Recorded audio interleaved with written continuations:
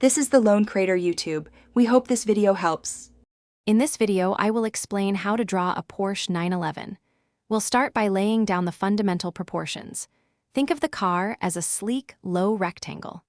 The wheelbase, the distance between the front and rear wheels, is about 2/3 of the total length. This initial framework is crucial for capturing the car's distinctive stance and classic silhouette, setting the stage for your detailed drawing. Now, let's bring out the iconic curves.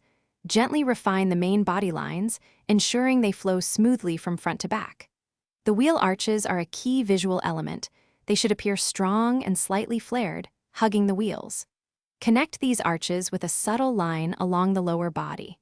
Pay close attention to the car's low profile and wide stance, which are essential for its powerful look. Moving on to the details, the headlights are a defining feature. Draw them as perfect circles, adding the internal elements that give them depth and character. The windshield and side windows should follow the elegant curve of the roof, creating that classic greenhouse effect. Don't forget the rear window, which often has a steep, fastback angle, contributing to the car's sporty and aerodynamic appearance. Finally, let's complete the drawing with the wheels and other fine details. The wheels are critical. Ensure they are perfectly circular and add the specific spoke design of your chosen model. Sketch the door lines, side mirrors, and any subtle panel gaps to enhance realism.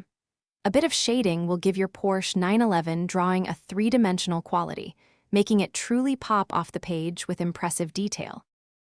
Thanks for watching. Consider subscribing if we helped you.